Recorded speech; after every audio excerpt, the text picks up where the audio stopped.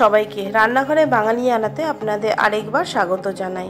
আমি অর্পিতা এসে গেছি আরও একটি নতুন রেসিপি নিয়ে। আমরা সাধারণত এরকম স্ন্যাক্স বাজার থেকে কিনে আনি, কিভাবে খুব সহজে বাড়িতে আপনারা বানিয়ে ফেলতে পারেন সেটাই দেখাই।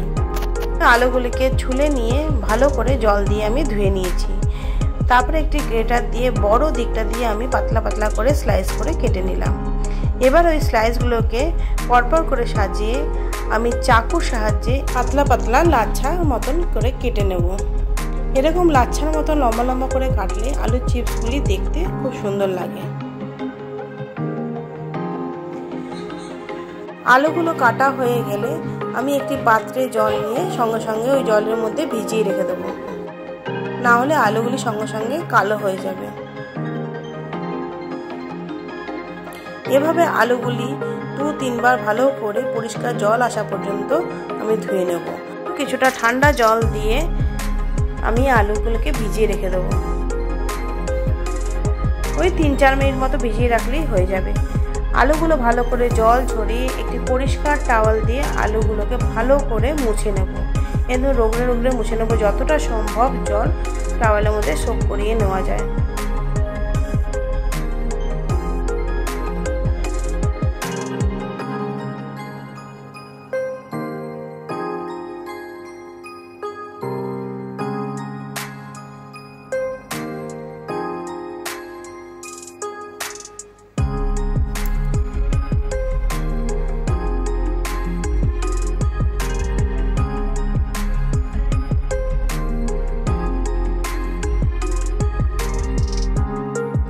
এরপর একটি কড়াই নিয়ে বেশ কিছুটা পরিমাণ আমি রিফাইন্ড অয়েল গরম করতে দিলাম।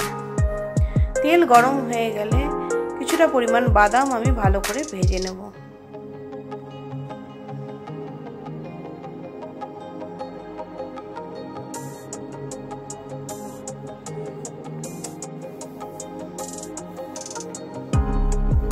বাদামগুলি ভালো করে ভাজা হয়ে গেলে তেল ঝরিয়ে আমি একটি পাত্রে তুলে নেব।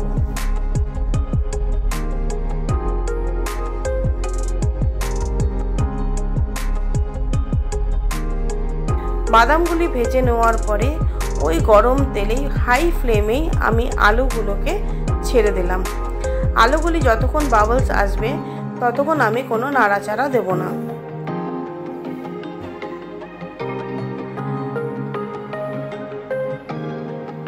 বাবলসগুলো হালকা কেটে গেলে তারপরে আমি হালকা হাতে একটু নাড়াচাড়া দিয়ে নেব। এইভাবে হালকা হাতে আলুগুলো কিছুক্ষণ ধরে ভেজে নিলাম। আলুগুলো একটু কালার চেঞ্জ হয়ে আসলে আলুগুলো তেল ঝরিয়ে আমি তুলে নেব।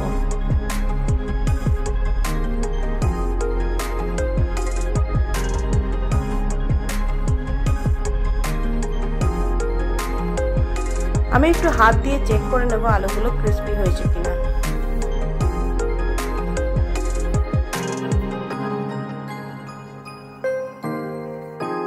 এইভাবে আলুগুলো ভেজে নেওয়ার পরে আমি ওই তেলে কিছুটা পরিমাণ আলমন্ড ভেজে নিলাম। আলমন্ড দেওয়ার পরে ওই তেলেই আরো কিছুটা কাজু বাদাম দিয়ে দেব। এইভাবে আলমন্ড কাজু সব এক এক করে ভেজে নেব।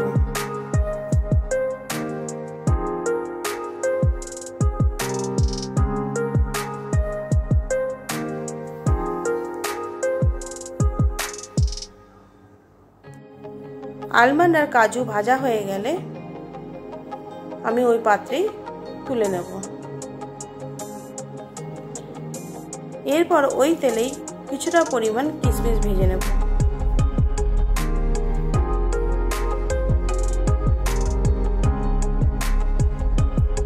কিশমিশগুলো ভাজা হয়ে গেলে আবার তেল ঝরিয়ে তুলে নেব।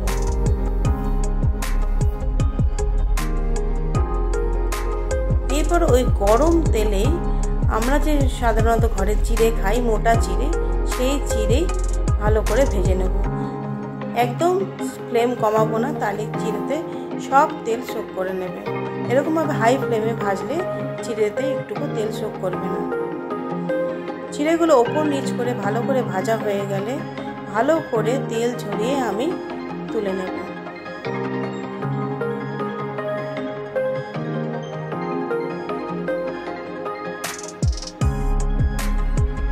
চিড়ে ভাজা হয়ে গেলে ওই তেলের মধ্যে কারি পাতা দিয়ে আমি ভেজে নিলাম।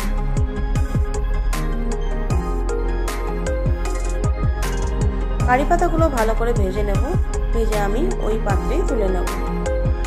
এইভাবে এক এক করে সমস্ত কিছু ভেজে নিয়ে একটি পাত্রে রাখব।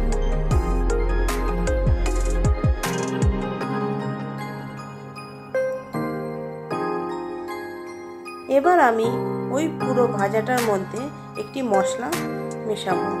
সেই মশলাটার মধ্যে কিছুটা পরিমাণ গুঁড়ো চিনি, সামান্য পরিমাণ বিট নুন আর একটু চাট মশলা একসাথে মিক্স করে এটিকে ভালো করে মিশিয়ে দেব।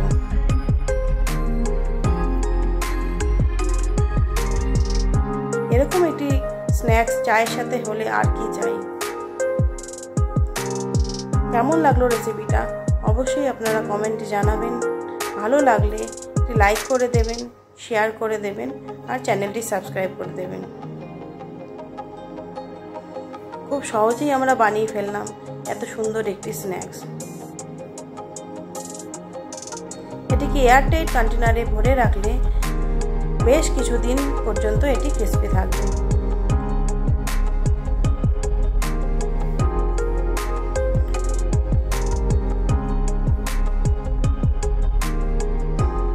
সবাই ভালো থাকবেন, সুস্থ থাকবেন। ফিরে আসবো আরও একটি নতুন রেসিপি নিয়ে। সবাইকে ধন্যবাদ।